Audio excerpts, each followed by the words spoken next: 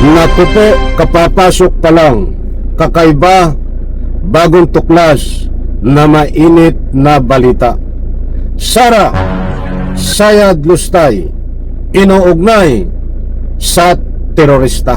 Aba, ay matindi ho talaga ito. Alright, welcome back to my YouTube channel. I'm Andy's Vlog.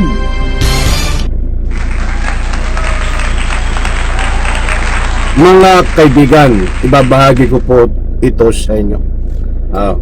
Dahil mayroon na naman na bagong tuklas na isiniwalat ni Robin Padilla.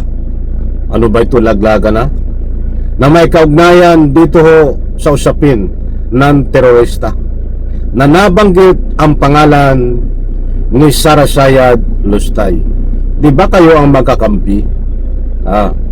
Bakit parang inuugnay mo si Sara Sayad dito sa usapin ng terorista?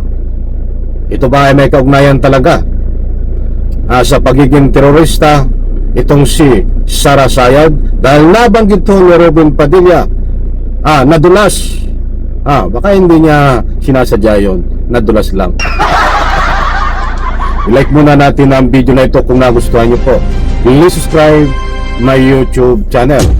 Hindi po ito fake news, mga mahal kong taga-subaybay. Mayroon po tayong batayan, kaya huwag nyo pong kaligtaan panuurin ang ibabahagi ko po sa inyo dahil kakaiba ho ito. Sa dami-dami ho, sa napakaraming matitibay na ebidensya kay Sara Sayad Lustay, ay ito pa ang lumabas ho.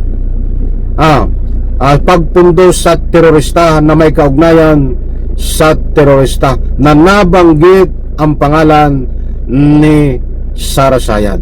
Nako po, talagang laglaga na mga kaibigan. Yan na nga ang ginagalang ko. May kumakanta, may naglalaglag, may bumabaligtad. Ganyan ho ang buhay ng maduming politiko sa loob ng maduming politiko. Nako, matindi ho ito. Kaibigan, ito ho, ibabahagi ko po sa inyo. Importanteng mahalaga at malaman nyo po ito. Pakinggan nyo po ang pahayag ni Robin Padilla. Aba, ay matindi ho. Mga kaibigan, nagpakita na naman ho ng bagong tuklas si Robin Padilla, nakakaiba na may kaugnayan naman ho dito kay Sara Sayad. Naku po, kumusta po kayo? I-like lang po natin ang video na ito. Huwag pong kalimutan sa mga sumusuporta kay PBBM. Ay siyempre naman, shout out DDS, DDLS, kumusta kayo? Huwag na kayong umiyak. Eto ho, 25 million. Yan po si Robin Padilla, mga kaibigan. Nako, magugulat po kayo dito sa kanyang isiniwalat na tungkol sa terorista. Ito po, mga kaibigan. Confidential fund. Parang 125 million confidential fund na ginastos daw ng isang araw. Parang ganun, ano? Kung ako naman po ang tatanungin ninyo, alam nyo ang ginagastos ng communist, yung teroristang grupo sa kanilang pagpapalaganap. Maliwanag ko mga kaibigan. Puputulin ko sandali. Medyo kapanapanabik. Bigyan ng komento ito talaga daw marami ang ginagastos ng komunistang grupo, teroristang grupo. Sinabi niya komunista, teroristang grupo, at nabanggit dito ang pangalan ni Sara Sayad Lustay. Paano nangyari yun? Para sa lubos ngayong pangunawa, patapusin po natin ang video na ito kapanapanabik ho, mga kaibigan. Ito yung ngayon ko lang ngayon ko lang ito, kahapon ito lumabas, mga kaibigan. Medyo abala tayo kahapon, kaya ngayon lang po tayo nakapagbigay ng pagkataon para talakayin ito. Ito, diretso natin. Parang 125 million confidential fund na ginastos daw ng isang araw. Saan na napunta? Robin Padilla, baka alam mo kung saan napunta. Pinundo ba sa mga terorista ni Sara Sayad? Ay lilinawin mo kasi yung usapin dito ay confidential fund. Bakit napunta sa terorista? May kaugnayan ba si Sara Sayad doon? Nako, ito na. Parang million confidential fund na ginastos daw ng isang araw. Parang ganun, ano? Kung ako naman po ang tatanungin ninyo, alam nyo, ang ginagastos ng communist, yung mga teroristang grupo sa kanilang pagpapalaganap ng kanilang ideolohiya ay bilyon. Bilyong piso po. Ang karamihan po dyan ay galing pa sa ibang bansa bilang suporta para sa mga pagpapalaganap ng ideolyang komunista. Yung pong 125 million, kung ikukumpara po ninyo sa bilyon, ay napakaliit po noon.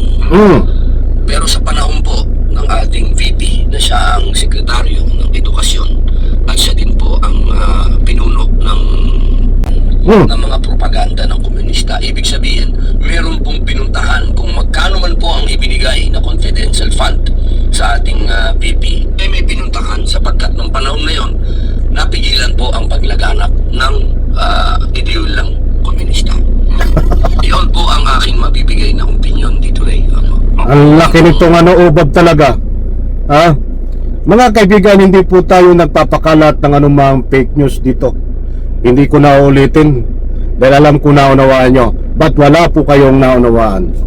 Ano po ang naunawaan nyo diyan? Alam ko na intindihan nyo ang sinasabi ni Robin Padilla. Naunawaan nyo yung mga bawag, binibitawan Tagalog na salita. Malinaw naman Ba't ito ay malayo sa katotohanan? Malayo pong mangyari, mga kaibigan. Ang sinasabi niya, ang pinapalabas na po dito, pinagtatanggol, inaabaggoduhan si Sara Sayad na napunta raw sa maganda ang confidential fund. In one word, hindi ninakaw ni Sara Sayad. Tingnan niyo ho, ang kaubaba nitong si Robin Padilla. Ang usapin ay confidential fund, accountability. Bakit ikakabit niya ang galawan ng mga terorista, komunista, rebelding grupo? Sinasabi nga niya ay napakaliit ang 125 million na ninakaw ni Sara Sayad Lustay. Parang ganun na rin ang gustong ipunto nito maliit daw ang 125 million kumpara sa mga rebelding grupo, terorista o komunistang grupo. Mga kaibigan, kita niyo ho, ang laking kaubaba nito. Bawat salita na sinasabi ho ay malayo sa katotohanan. Malaki ang pagkakaiba ng legal na gobyerno. May limit ho yan sa paggastos. May limit tungo sa kapayapaan at katotohanan kung saan napupunta ang pera. Ba't itong si Robin Padilla ay hinahambing sa isang terorista na bilyon daw po ang ginagamit nila at ninanakaw? Nasaan ang katarungan doon? Big difference, malaking pagkakaiba. Legal na paraan ang gobyerno. Ang teroristang grupo ay illegal. Kaya't ang dami yung nagbibigay ng anumang public opinion dito. Bakit inuugnay ni Robin Padilla ang pangalan at confidential funds ni Sara Duterte diyan po sa grupo ng mga terorista? Terorista ba itong si Sara Sayad Lustay? Komunista ba si Sara Sayad Lustay? Pwede kung terorista iugnay mo diyan sa sinasabi mo, Robin Padilla. Kayo na po ang magsabi. Ang usapan ay legal na paraan, accountability sa mapayapang gobyerno. Ikakabit mo ang confidential funds diyan sa grupong terorista, ay ubab ka talaga, Robin Padilla. Pinagtatanggol mo ang iyong amo na si Sara Sayad sa pamamagitan ng mga taktika na hindi kapakipakinabang at illegal. Kaibigan, muli po inuulit ko, nasabi natin na si Sara Sayad Lustay inuugnay ni Robin Padilla sa isang terorista dahil nabanggit niya po ang pangalan at mga budget kung anong ibig sabihin kung bakit nagkaganon ang usapin sa confidential fund. Isang like, isang share sa video nito. Bye-bye.